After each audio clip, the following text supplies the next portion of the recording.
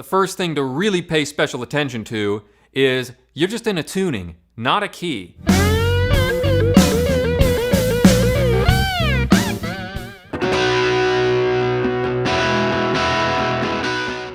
Prior to going to the 5-string in open G, Keith Richards spent a fair amount of time in open E. If you listen to the guitar parts on Beggar's Banquet in particular, like Street Fighting Man, that's in open E.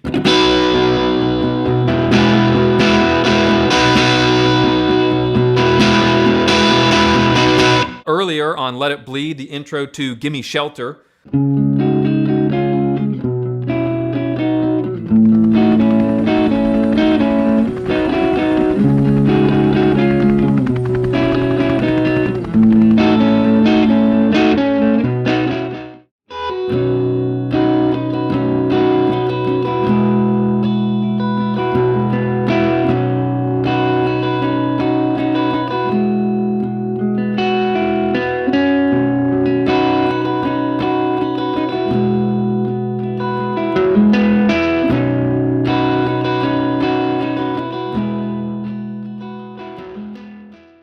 Wherever your finger is, that can be functioning as the 1 chord in the key. And to get to the 4 chord, you just need 2 fingers. So from a big open E chord, just all 6 strings open, you put your 2nd finger in the 2nd fret, 5th string, and 1st finger in the 1st fret on the 3rd string. Strum all the strings, boom, there's your 4 chord.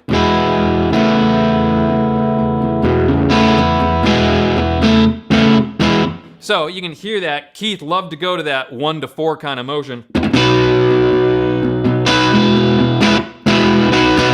Especially if you hammer on, it sounds really good.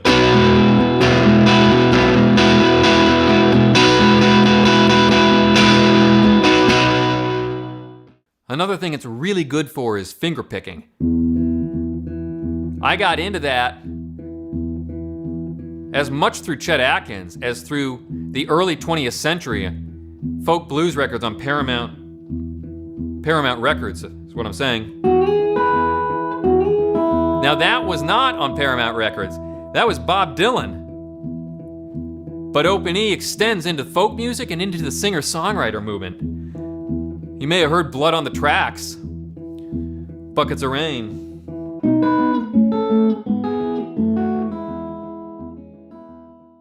You have the advantage of the alternating notes are already there, especially if you're playing in the key of E or capoed up for another key. So that takes care of the bass right there. And when you go to the 4 chord, for example, same thing as like if you were doing a Keith Richards move. You know, Joni Mitchell did a lot of that kind of stuff too. But you've got 2 fingers available to grab other notes and melody notes. I mean,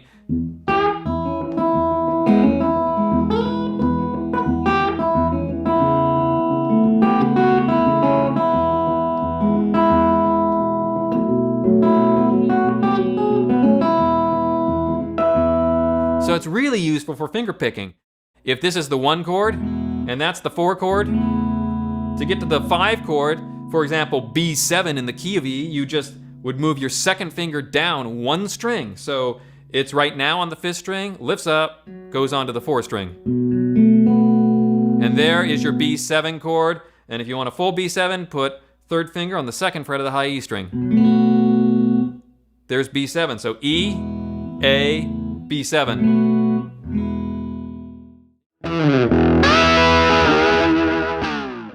All of the chord tones are in a straight line when you're in open E tuning. So when you need E, it's open or at the 12th fret. When you need A, you just go into the 5th fret. And when you need B, you just go into the 7th fret. Go back and spend some time with Elmore James. Listen to something like Shake Your Money Maker.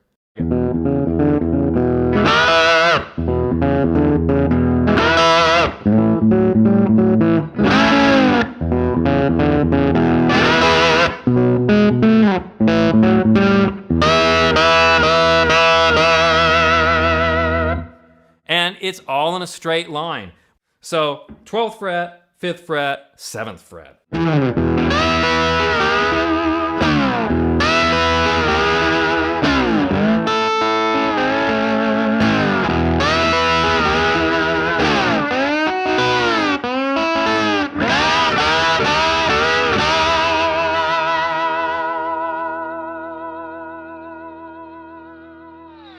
There's a lot of blues in open E.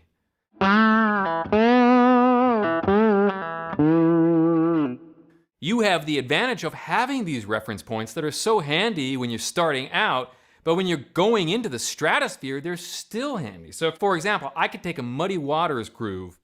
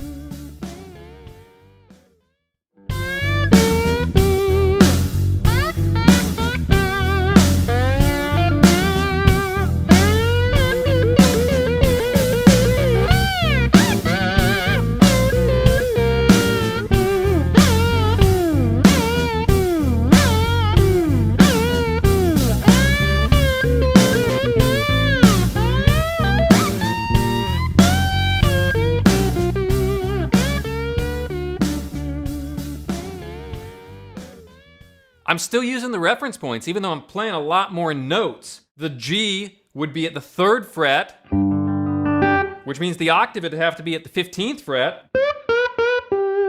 And I started right there, and then I went and I played the notes in between because I know open E, because I've spent a lot of time there. And then I went into like a Dwayne move. But you know, even like a lick like that is referenced around the straight line position.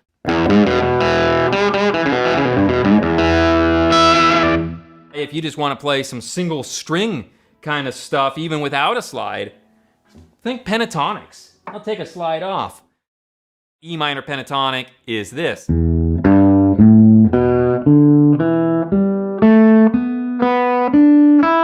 And taking out the duplicated note,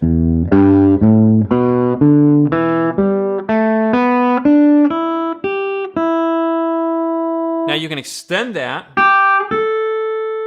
just as if you had that note at the 5th fret on the low E string, you must be able to extend it up on the high E string. Well, look at that. By the time you put the slide back on, you now have the beginning of an E minor pentatonic.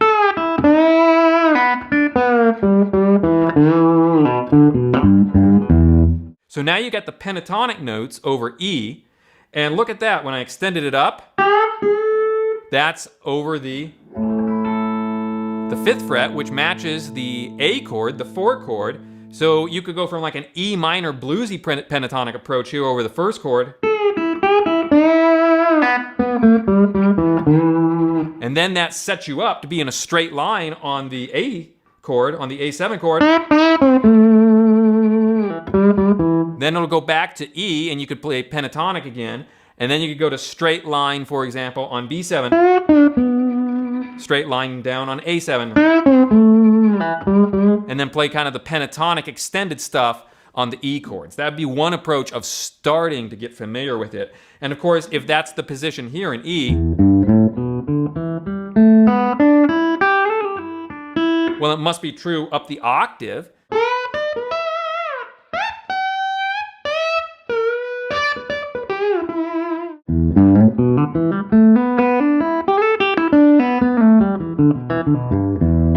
Now bear in mind that when the chord goes to A7, you could also play the E minor pentatonic over that chord.